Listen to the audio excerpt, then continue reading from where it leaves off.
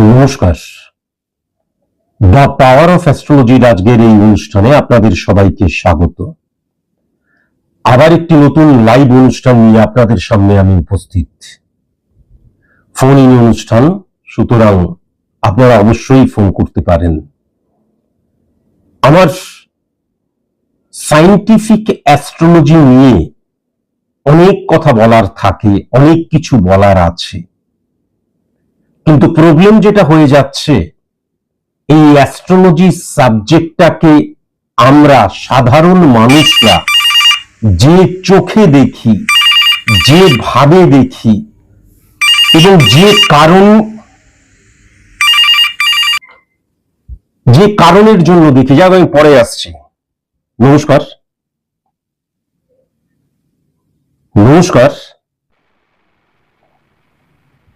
Hello hello hello হ্যাঁ, শোনা যাচ্ছে, বলুন। আচ্ছা, আমি স্যারের সাথে একটু কথা বলতে পারি? হ্যাঁ, আমি বলছি, আপনি বলুন। আচ্ছা, নমস্কার স্যার। আমার জন্ম বলুন বলতে date of birth, time of birth, place of birth. হ্যাঁ স্যার, বলছি 11ই নভেম্বর 1907, আর কৃষ্ণনগর থেকে আমি বলছি 5:20 PM। আপনি এখনো কি কৃষ্ণনগর থেকেই বলছেন? হ্যাঁ, আমি কৃষ্ণনগর থেকেই বলছি। আরেকবার date of birth, time of birth, place of birth বলুন। 11ই November 2007, 5:20 11th November 2007, 69636561 2007, 11th November 2007। 2007, তার মানে তো একদমই বাচ্চা। হ্যাঁ, 2007, 5:20 11th November 2007, 5:20 PM, Krishnanagar. 5:20 PM, Krishnanagar. Krishnanagar. 63699695 connection, 639593 connection. আমি যেটা লক্ষ্য করতে পারছি, তোমার তো 96 বুথ, তোমার তো বুদ্ধির জায়গাটা বেশ ভালো, আমি যেটা লক্ষ্য করতে পারছি। হ্যাঁ স্যার, কিন্তু 396 বৃহস্পতি রাহুর অবস্থান এবং চন্দ্র কিন্তু আজকের দিনে পীড়িত হয়ে যাচ্ছে, নিচস্থ নয়। তাহলে তুমি, তোমার বুদ্ধি ভালো, পড়াশোনা করলে তুমি মুখস্থ রাখতে পারবে। হ্যাঁ, পারি আমি। তাই জন্য দেখবে কম পড়াশোনা করেও তুমি ভালো রেজাল্ট করো। হ্যাঁ, একদম। কিন্তু আজকের দিনে তো তুমি ভালো মতন পড়াশোনা করছো না, দেখতে পাচ্ছি। যেই যা কিছুই তুমি পড়াশোনা করো, আজকের দিনে কিন্তু পড়াশোনায় মনোসংযোগের জায়গাটা আমি লক্ষ্য করতে পারছি না। না স্যার, সর্বপ্রথম তুমি আমাকে উত্তর দাও, কেন? স্যার আসলে আমি সকালবেলায় ঘুম থেকে উঠে টিউশনি পড়তে চাই, তারপর আমি কলেজে যাই, তারপরে এসে আমি আবার একটু খেলাধুলা করতে চাই, একটু আড্ডা, এগুলো তো করতে হবে। তারপর আবার 2টো টিউশনি রয়েছে। তাহলে সারাদিন আমি পড়াশোনা করার সময় পাই না। রাত্রিবেলায় পড়াশোনা করতে বসবো, আমি টেবিল ল্যাম্প জ্বালিয়ে পড়াশোনা করলে আমার ভূতের ভয় লাগে স্যার। আমি একটা ঘরে তো একা থাকি, অন্য ঘরে বাবা মা থাকেন, আর দিদি অন্য ঘরে থাকে। আমার একা না ভূতের ভয় লাগে, তাই জন্য রাত্রিবেলাটুকুই সময় পাই, কিন্তু রাত্রিবেলা আমি পড়াশোনা করতে পারি না স্যার। আমার এইটা একটা মারাত্মক প্রবলেম স্যার, আমার ভীষণ ভূতের ভয়। তারপরে এই যে সমস্ত কিছু না স্যার, আমার ভূতের ভয় মারাত্মক লাগে। আমি তাই দাদা আমাকে বলতে দাও। শোনো বাবা, শোনো, একটা কথা শোনো বাবা। 2007 তুমি জন্মেছো, তার মানে আমি তোমাকে বাচ্চা বললেও দুনিয়া তোমাকে কিন্তু বাচ্চা বলবে না। না স্যার, জানি স্যার। তুমি শুনতে পাচ্ছ তো আমার কথা? হ্যাঁ, আমি শুনতে পাচ্ছি স্যার। তুমি শুনতে পাচ্ছ তো আমার কথা? হ্যাঁ, আমি শুনতে পাচ্ছি। তাহলে দুনিয়া তোমাকে, আমি তোমাকে বাচ্চা বললেও দুনিয়া কিন্তু তোমাকে বাচ্চা বলবে না। না স্যার, জানি স্যার। 2007 সালে জন্মেছো, তুমি যেটা বলছো সেটা একদম ঠিক কথা। তাই জন্য যারা আমার স্টুডেন্ট, বিশেষ করে ছাত্রছাত্রীরা, তাদেরকে কিন্তু আমি কিছু নিয়মের কথা বলে দিই। জানি আমি এটা। তুমি রাত্রিবেলায়, তুমি আমার কথাটা ভালো করে শোনো, তুমি রাত্রিবেলায় পড়াশোনা করতে পারছো না, ভূতের ভয় লাগে, তোমার লাগতেই পারে। এই ব্যাপারটা আমি তো আর কিছু করতে পারবো না, যে এত বড় বয়সেও তোমার কেন ভূতের ভয় লাগে। কিন্তু ভূতকে নিয়ে তোমার ভয় লাগে, তার কারণ ভূত তোমার চিন্তাধারায়, ভূত হচ্ছে নৃশংস, খেতে আসবো, বড় বড় দাঁত, মুখ দিয়ে রক্ত পড়ছে, গোল গোল চোখ, এরকম ধরনের একটা ভয়ার্থ ব্যাপার তুমি মনে করো। তোমার এই কনসেপশনটাকে একটুখানি তুমি যদি বদলে দিতে, ছোট্ট একটা তোমাকে গল্প বলি।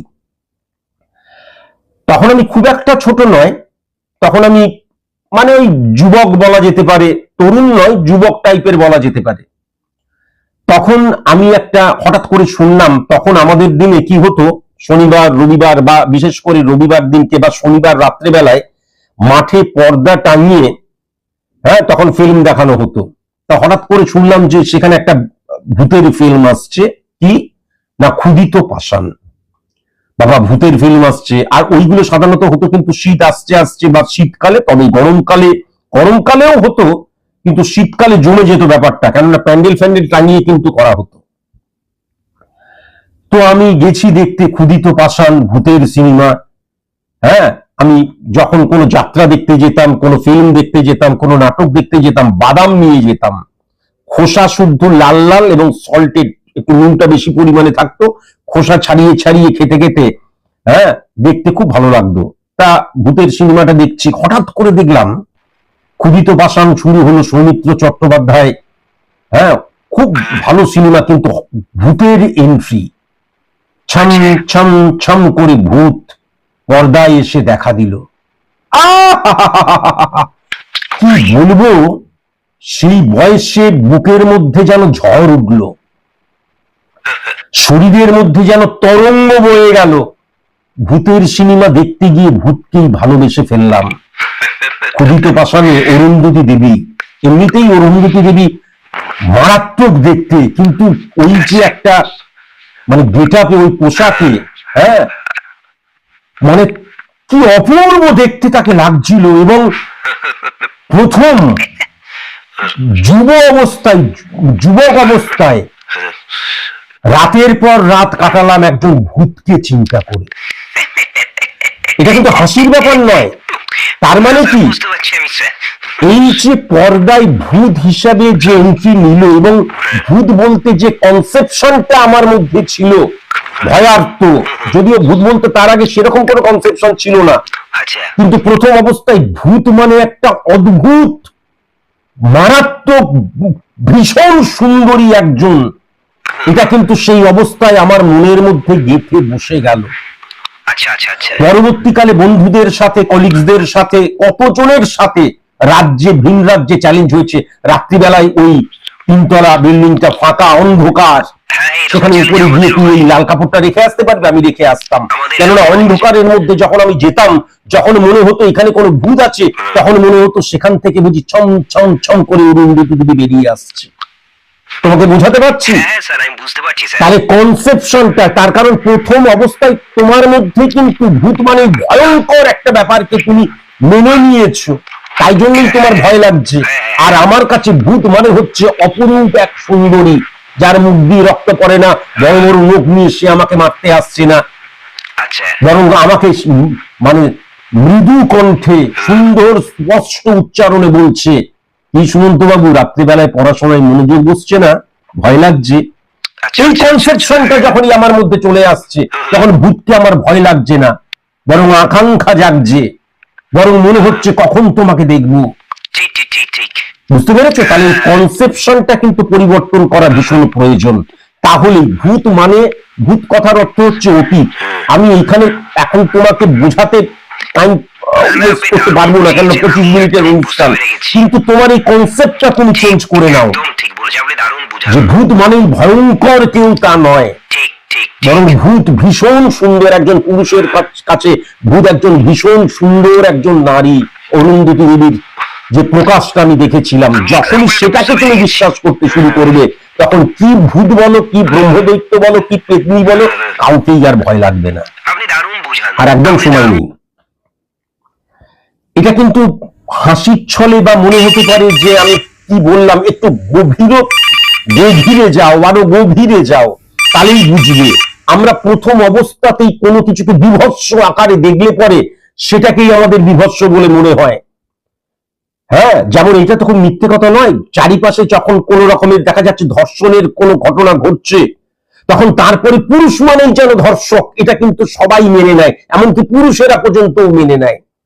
তাহলে এই যে প্রভাব বিস্তার করা, স্থান কাল পাত্র অবস্থান, তার দ্বারা আমি প্রভাবিত হয়ে যাচ্ছি এবং সার্বিকভাবে তাকে মূল্যায়ন করতে শুরু করছি, এখান থেকে সরে আসা প্রয়োজন। নমস্কার। নমস্কার স্যার, আমার জন্ম হচ্ছে 10th ফেব্রুয়ারি 1998, 636 কানেকশন। দুপুর 12:28। তুমি কি এখন আলিপুরদুয়ার থেকেই ফোন করছো? হ্যাঁ স্যার, সেখানে আমি কিন্তু আমার অনেক আলিপুরদুয়ার থেকেই স্টুডেন্ট ফোন রয়েছে, করছি। খুব ভালো ভালো আচ্ছা, স্টুডেন্ট আচ্ছা। রয়েছে।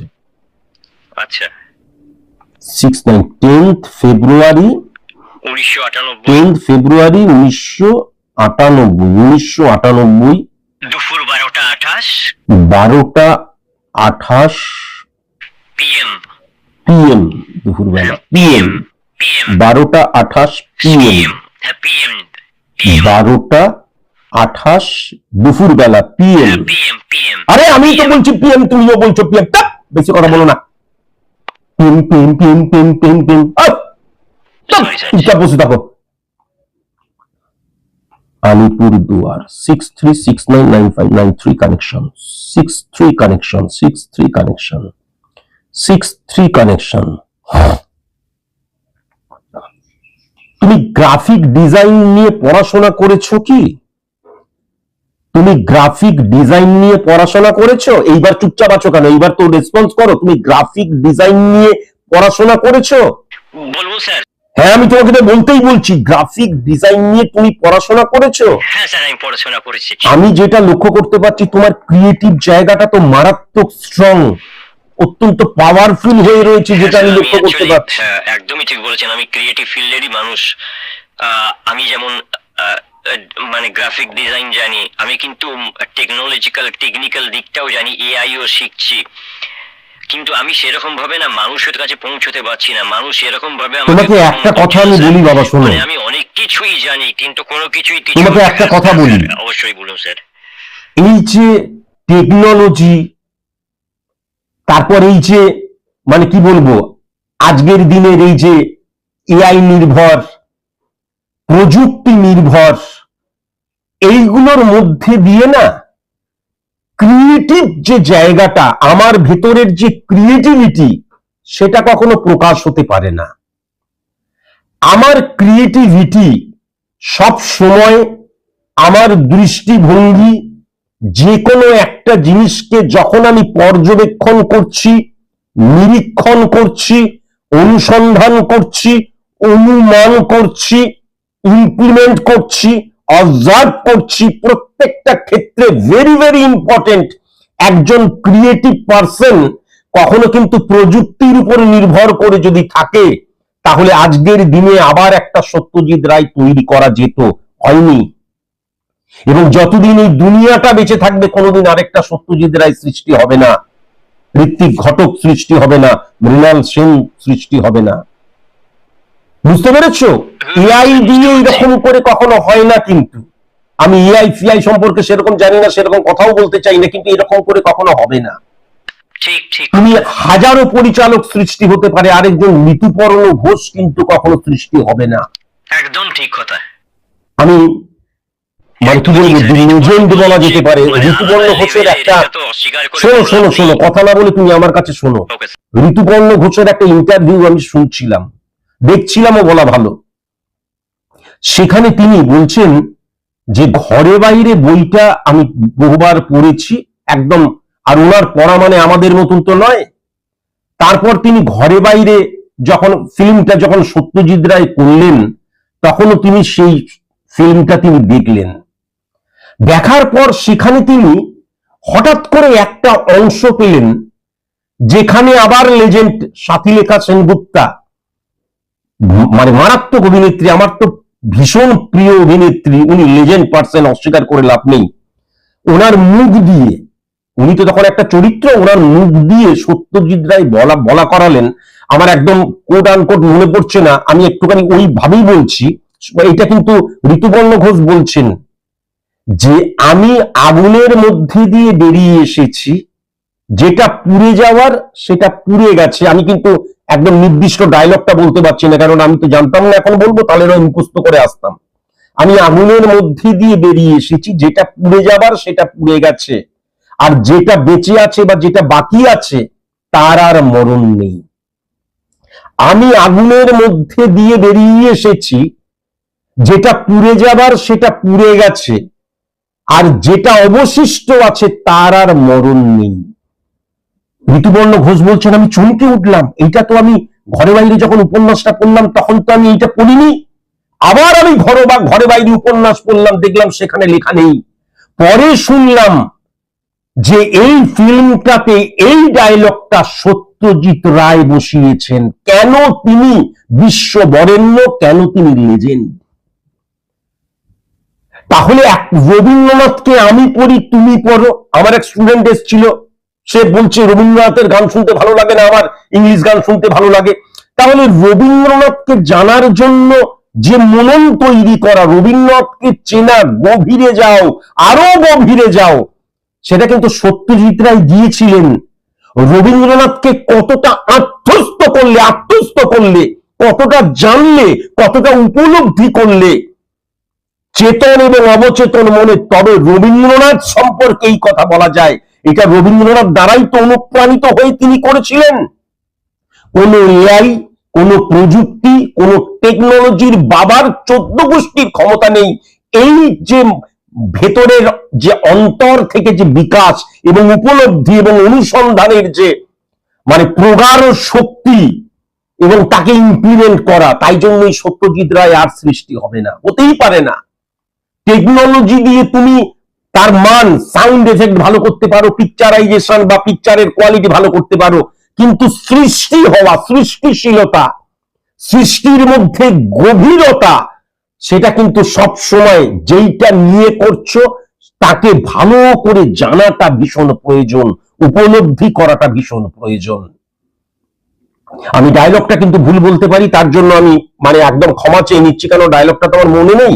কিন্তু এই ব্যাপারটাকে তুমি বোঝার চেষ্টা করো, ডায়লগটা পুরোটাই ভুল নয়, অন্তত সারমর্মটা কিন্তু এটা আমি ডেফিনিট ভাবে বলতে পারি। তাহলে এই জায়গাটাকে যখনই তুমি করায়ত্ত করতে পারবে, তখনই দেখবে তুমি সফল হবে। কোন সৃষ্টিশীলতা কখনো কোনো প্রযুক্তিগত দিক দিয়ে মানে দারুণ প্রযুক্তি, দারুণ এআই, তার মানে সৃষ্টি ভালো হয়ে গেল, জীবনে কখনো সম্ভব নয়। যতদিন এই দুনিয়া থাকবে, বিশ্ব ব্রহ্মাণ্ড থাকবে, এই পৃথিবী থাকবে, ততদিনও সম্ভব নয়।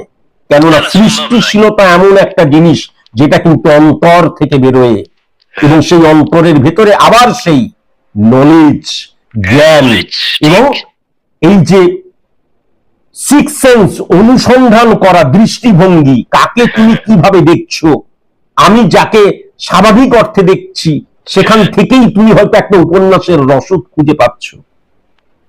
অনেক সময় এটা কাটিয়ে দিলাম, বুঝতে পেরেছো তো? একদম দারুণ লাগলো স্যার, আমার ভালো লাগা নয়, তুমি বুঝতে পারলেই হলো। যাই হোক, গরম লাগছে। যাই হোক, আবার একটা ফোন চলে এসেছে। হ্যাঁ, নমস্কার। নমস্কার স্যার, ফার্স্ট আমি আমার কন্যার প্রেডিকশন করাতে চাই।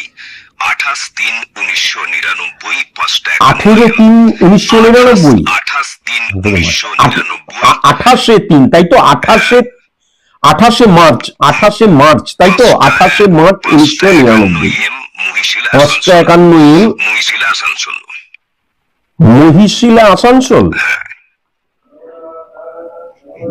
6965 কানেকশন, 6965 কানেকশন।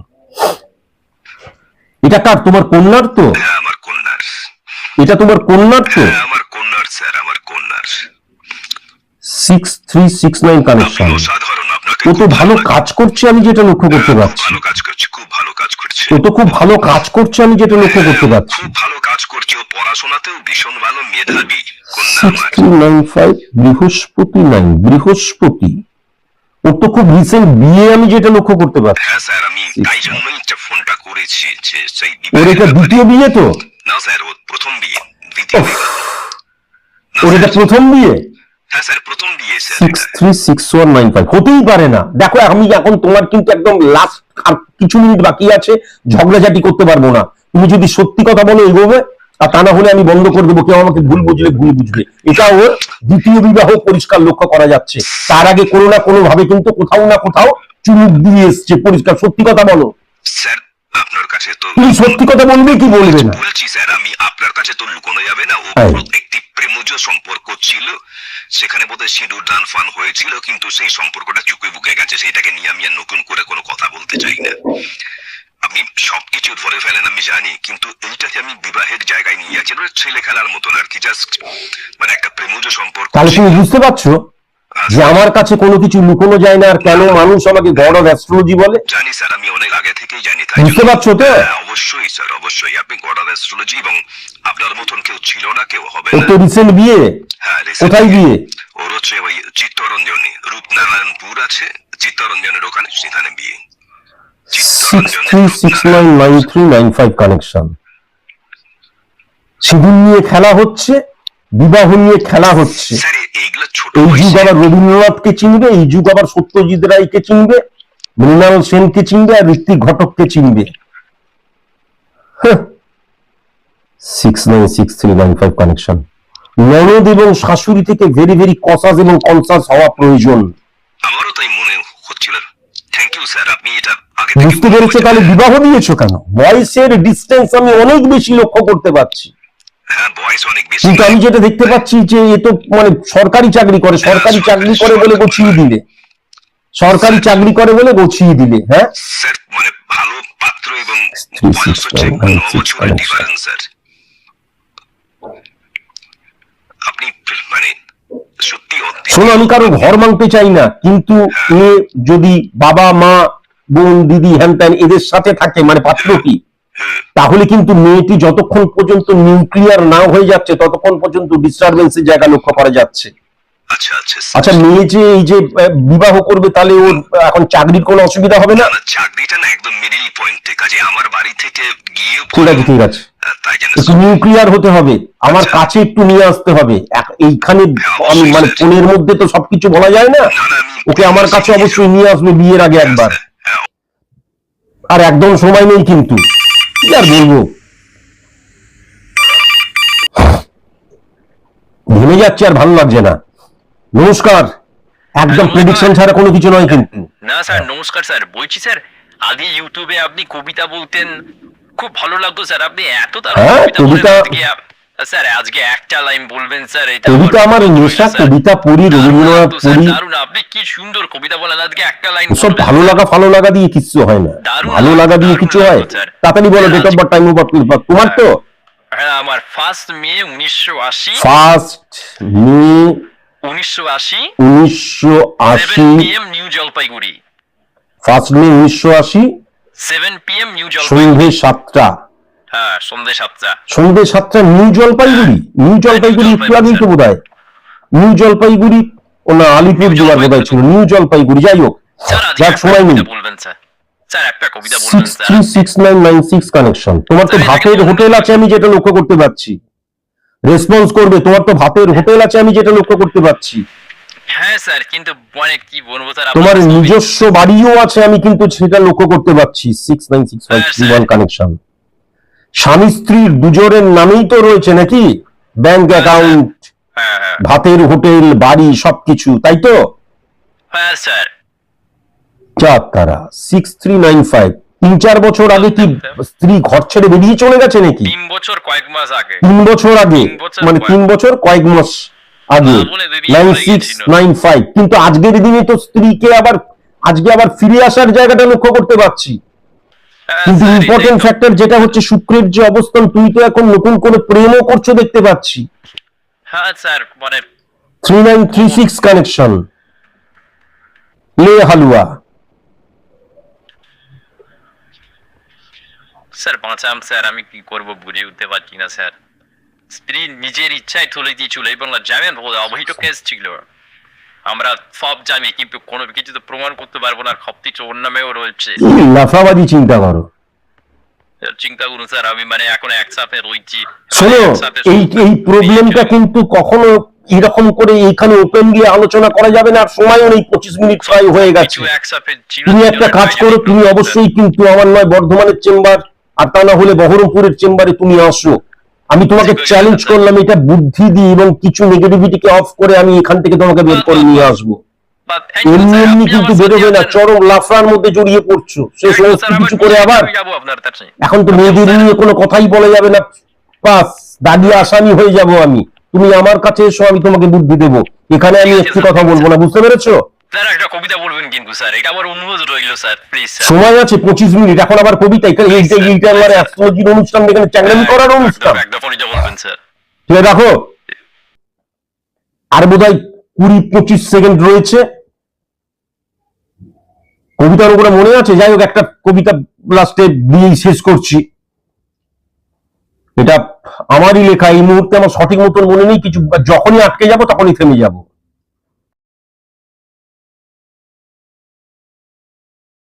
হ্যাঁ,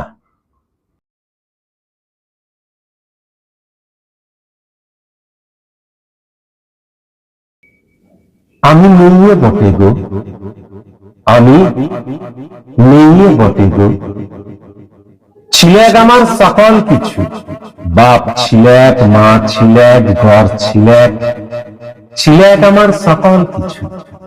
সেই যে রাতে ধ্যামনা বাপকে মুড়ি গেল, সেই যে রাতে মাটো কোথায় চুলি গেল, সেই যে রাতে 4টি দেওয়াল ভেঙে গেল। আমি নেইয়ে বটে গো, আমি নেইয়ে বটে গো, সেই যে রাতে মাটো আবার ফিরে এলে, তারপরে কত খাওয়া, তারপরে কত কিছু। সেই যে রাতে মাটো আবার চলি গেল, পাড়ার ওই ঝামলাগুড়া বলেছিল মাটো মোর বেড়ার পাশে দাঁড়াই থাকে গো, পাড়ার ওই ঝামলাগুড়া বলেছিল মাটো মোর দেহ দেখেন কাছে ডাকে গো, পাড়ার ওই ঝামলাগুড়া বলেছিল বাপ তুমি মরত না, মরি গেল, আমি নেইয়ে বটে গো। পাড়ার ওই ঝামলাগুড়া বলেছিল মা তুমি যেত না, চলি গেল, আমি নেইয়ে বটে গো। পাড়ার ওই ঝামলাগুড়া বলেছিল ঘরটা মই ভাঙত না, ভেঙে গেল, আমি নেইয়ে বটে গো। আজ নুনাইতে পাইটা ফুরায়, যেদিন পান্তাটুকু ফুরাই যাবে সেদিন দেহটুকু এলাই দিব, যেদিন পান্তাটুকু ফুরাই যাবে সেদিন দেহের থেকে কাপড়টুকু খুলে দেব, যেদিন পান্তাটুকু ফুরাই যাবে সেদিন তোদের পান্তা হইবেই যাব। আমি নেইয়ে বটে গো, আমি নেইয়ে বটে গো। একটা কবিতা বলছি, তার মধ্যে করে ফোন আসছে, এই আসছে, এরকম করে কবিতা করা যায়। আজকের মতো এইটুকুই, নমস্কার।